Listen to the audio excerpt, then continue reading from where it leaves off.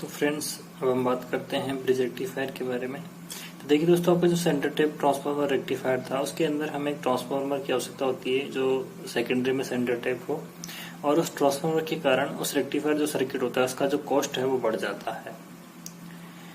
Cost को कम करने के लिए हमने क्या किया, एक अलग प्रकार का रेक्टिफायर बनाया जिसमें हमने 4 डायोड को ब्रिज होता है, जो सेतु होता है, सेतु की आकृति में जोड़ा, और उसके द्वारा उसके बाद हमने जो सिंगल फेज सप्लाई थी उसका रेक्टिफिकेशन करवाया। तो उसमें हमें ब्रिज रेक्टिफायर की आवश्यकता नहीं हुई। तो ब्रिज रेक्टिफायर की आवश्यकता नहीं हुई तो जो सेंटर टेप ट्रांसफार्मर उसकी आवश्यकता नहीं हुई। तो सेंटर टेप की ट्रांसफार्मर की आवश्यकता नहीं होने के कारण जो आपका रेक्टिफायर सर्किट है वो सस्ता हो गया।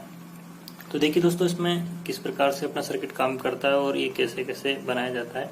तो सबसे पहले बात आती है कि जो आपका ब्रिज रेक्टिफायर है, ब्रिज रेक्टिफायर के अंदर हमें 4 डायोड की आवश्यकता होगी, जबकि सेंटर टेप ट्रांसफार्मर रेक्टिफायर था उसमें 2 डायोड एंड एक सेकेंडरी में सेंटर टेप ट्रांसफार्मर की आवश्यकता थी। ठीक है, जबकि हमें ब्रिज रेक्टिफायर में कोई ट्रांसफार्मर की आवश्यकता नहीं है, हमें केवल 4 डायोड्स की आवश्यकता है। और उन 4 डायोड हैं, उन 4 डायोडों को हम ब्रिज के आकार में जोड़ेंगे। ब्रिज के आकार में मतलब ऐसे इनको हम चारों को आपस में जोड़ देंगे। यहाँ डायोड लगा देंगे, यहाँ डायोड लगा देंगे, यहाँ डायोड लगा देंगे, और हम यहाँ पे डायोड लगा देंगे। इस प्रकार से इनको जोड़ेंगे और हम 2 सिरों पे आउटपुट देंगे और 2 सिरों से आउटपुट लेंगे। वो बाकी कैसे काम करता है हम आगे बात करते हैं। ठीक है दोस्तों, तो हमें क्या करना है कि जो आपके डायोड्स है, उन डायोड्स का जो एनोड एंड कैथोड है, ये आपका एनोड एंड कैथोड है। तो 2 डायोड्स को हमें क्या करना है कि आपको 2 डायोड्स है, उनको एनोड एंड जो कैथोड है उसमें हमें आपको 2 में से एक को एनोड एक जगह करना है, और दूसरे डायोड्स हैं दो आपके बचे हैं आपके पास, उनमें आपको क्या करना है कि जो आपके कैथोड है उनको एक जगह करना है। ये आपका कैथोड है, जो कैथोड है, जो आपका एनोड है उस एनोड से आपको मिलेगी नेगेटिव डीसी। ठीक है, और जो आपका कैथोड है उस कैथोड से मिलेगी आपको पॉजिटिव डीसी। ठीक है, उसके बाद में यहाँ पे क्या करना आपको कि इसको यानी अर्थात एक डायोड का एनोड और दूसरे डायोड का कैथोड, और इसी प्रकार दूसरे डायोड का एनोड और दूसरे डायोड का कैथोड एक जगह जोड़ देना है। यदि हम पूरे असेंबल की बात करें तो असेंबल में देखिए दोस्तों, इस प्रकार होगा कि आपका एक पूरा ये ब्रिज दिखाया गया है। ब्रिज में दिखा रहा है कि आपका ये D1 है, D2 है, diode 1, diode 2, diode 3 and diode 4। तो हम क्या किया कि जो 2 डायोड्स हैं उन 2 डायोड्स की जो कैथोड है, कैथोड एक जगह जोड़ देंगे, और जो 2 डायोड है उन 2 डायोडों के एनोड एक जगह जोड़ देंगे। तो ये जो D1 एंड D4 का हमने कैथोड एक जगह जोड़ दिया, और जो D2 और D3 इनका हमने एनोड एक जगह जोड़ दिया। एनोड एक जगह जोड़ दिया हमने, और कैथोड एक जगह जोड़ दिया। जहां पर समान सिरे आपस में कनेक्ट होंगे वहां से हमें डीसी सप्लाई मिलेगी, और जहां पे कैथोड कनेक्ट होंगे वहां पे हमें पॉजिटिव डीसी, और जहां पे एनोड कनेक्ट होंगे वहां से हमें नेगेटिव डीसी प्राप्त होगी। तो देखिए दोस्तों, यहाँ पर कैथोड है, यहाँ पे पॉजिटिव डीसी प्राप्त हो रही है हमें, और यहाँ पे एनोड है तो यहाँ पे नेगेटिव डीसी प्राप्त हो रही है।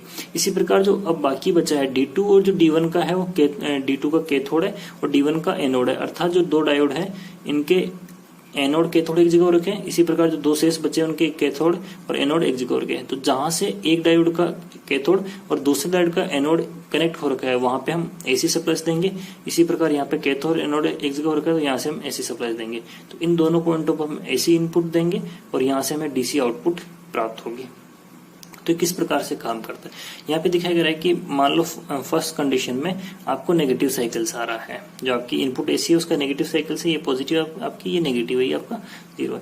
कोई भी आ सकता है। देखिए दोस्तों, जो हम सप्लाई कर रहे हैं इसमें पॉजिटिव साइकिल्स भी पहले आ सकता है, नेगेटिव साइकिल भी पहले आ सकता है। वो उनके डिपेंड किया है कि जो हम जनरेट कर रहे हैं वो किस बेसिस पे कर रहे हैं।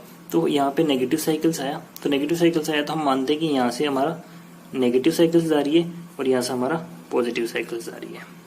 ठीक है, क्योंकि दोनों जो आपके सिरे हैं सिंगल फेज के हैं, तो सिंगल फेज के तो 180 का डिफरेंस होगा। यदि यहाँ से नेगेटिव जा रही है तो यहाँ से पॉजिटिव जाएगी, और यहाँ से नेगेटिव जा रही है तो यहाँ से पॉजिटिव जाएगी। अब यहाँ से जो पॉजिटिव सिरा है वो आता है यहाँ पे, अर्थात इस कंडीशन में यहाँ पॉजिटिव मिल रहा है और यहाँ से मिल रहा है इसको नेगेटिव। यदि इस कंडीशन में देखते हैं जो आपका D1 है, ठीक है, D1 के एनोड को सप्लाई मिल रही है और D2 के कैथोड को सप्लाई मिल रही है। D2 के कैथोड को सब पॉजिटिव मिल रहा है, अर्थात ये रिवर्स बायस पे होगा। ठीक है, और जो आपका एनोड जो आपका D1 है, D1 के एनोड को पॉजिटिव मिल रहा है, अर्थात ये आपका फॉरवर्ड बायस पे होगा, ये आपका फॉरवर्ड बायस पे होगा।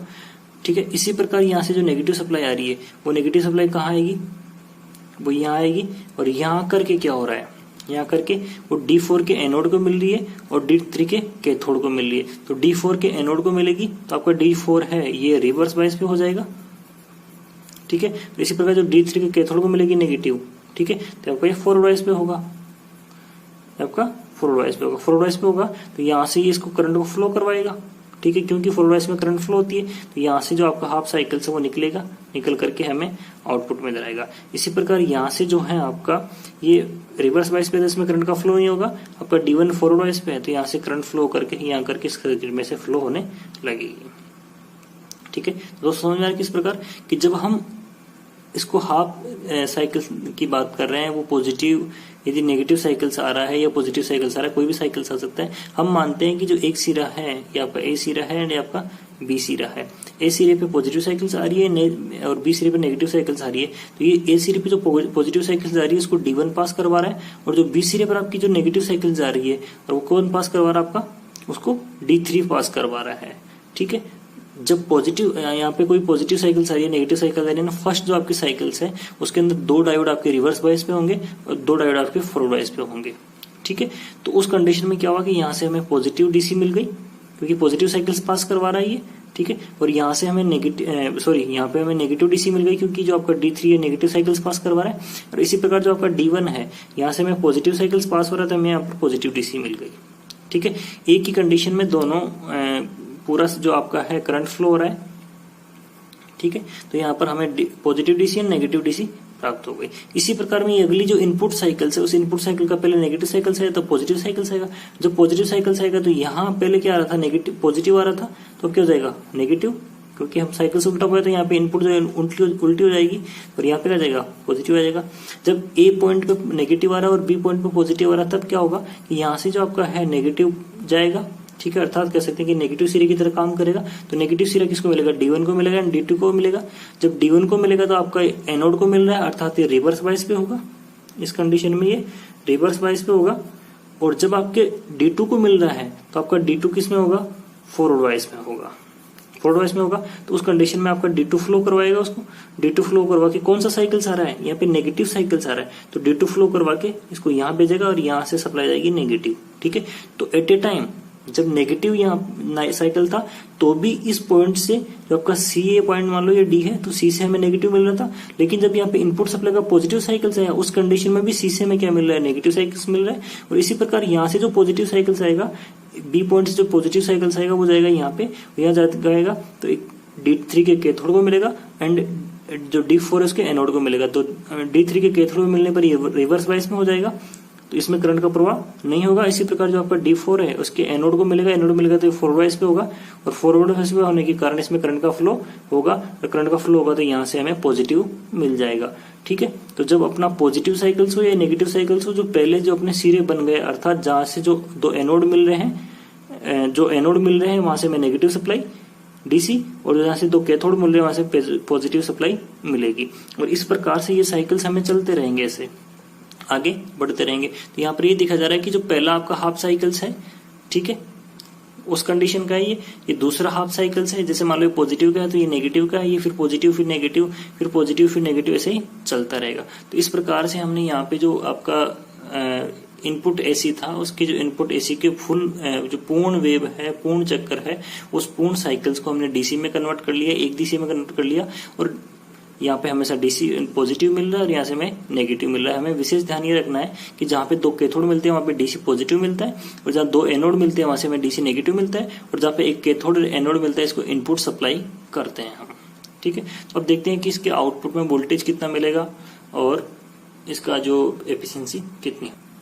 देखिए दोस्तों, आपको मैं पहले ही बता चुका हूं कि जो सिंगल फेज की जो फुल वेव रेक्टिफायर है जिसमें सेंटर टाइप ट्रांसफार्मर एंड आपका ब्रिज रेक्टिफायर है, दोनों का आउटपुट सेम होता है, ठीक है। तो आपका जो फुल वेव रेक्टिफायर है इसका जो आउटपुट वोल्टेज होता है अर्थात जो VDC है या जिसको कह सकते हैं कि वोल्टेज एवरेज है, वो VRMS इंटू 0.9 वोल्ट होगा। और यदि मेरे पास मैक्सिमम दे रखा है तो VDC equal V maximum into 2/पाई होगा, ठीक है। जबकि सिंगल फेज जो हाफ वेव रेक्टिफायर था उसमें V मैक्सिमम अपॉन पाई था, तो उसका डबल मिलेगा क्योंकि दोनों साइकिल्स पास हो रहे हैं तो इसको हम 2 से मल्टीपल कर देंगे। और वहां पर भी आपको कहता है यहाँ पर हाफ वेव में 0.45 था, तो अब आप पे फुल वेव हो रही है, तो ये क्या करेंगे, इसका हम डबल कर देंगे, जो पहले था उसका डबल कर देंगे, 90 हो गया, अर्थात 0.9 वोल्ट। ठीक है, या हम ये कह सकते हैं कि V मैक्सिमम मल्टीपल 0.637 वोल्ट। ठीक है, ये इसका आउटपुट वोल्टेज होगा। यदि मैं आउटपुट फ्रीक्वेंसी की बात करूं तो देखिए दोस्तों, जो सिंगल फेज था उसके अंदर क्या था कि हाफ वेव पास हो रहा था, और जो हाफ था ये ब्लॉक हो रहा था, अर्थात जितनी आपकी इनपुट सप्लाई फ्रीक्वेंसी उतनी उसकी जो आउटपुट डीसी उसमें फ्रीक्वेंसी होगी, उसमें फ्लक्चुएट होगी, उसमें कह सकते हैं रिपल्स होंगे। तो लेकिन यहाँ पे पूर्ण वेव यानी जो वेव है ये भी डीसी में कन्वर्ट होकर यहाँ आ जा रहा है, तो हम कह सकते हैं कि इसका डबल हो गया। तो इसका जो output frequency output ripples frequency input की दोगुनी होती है, अर्थात यदि यहाँ पर हमने 50 हर्ट्ज अप्लाई किया है, ठीक है, इनपुट में, तो आउटपुट में हमें 100 हर्ट्ज का जो ये कह सकते हैं कि 100 हाफ चक्कर मिलेंगे उसके अंदर। ठीक है, और इसकी हम रिपल्स फैक्टर की बात करें तो इसका जो रिपल्स फैक्टर होता है वो 0.48, यदि हम परसेंटेज में बात करें तो 48% होता है। इसी प्रकार यदि हम एफिशिएंसी की बात करें तो इसकी एफिशिएंसी जो आपका single phase half wave rectifier था उसकी दोगुनी होगी, क्योंकि ओल्ड डेटा इसके दोगुना होंगे। ठीक है, तो उसकी जो आपकी एफिशिएंसी है 81.2% होती है, जो single phase half wave rectifier की दोगुनी होती है। तो मैं आशा करता हूं कि दोस्तों ये आपको फुल वेव रेक्टिफायर वीडियो काफी अच्छे से समझ में आएगा। जो अगला वीडियो है उसमें हम बात करेंगे 3 फेज फुल वेव रेक्टिफायर की।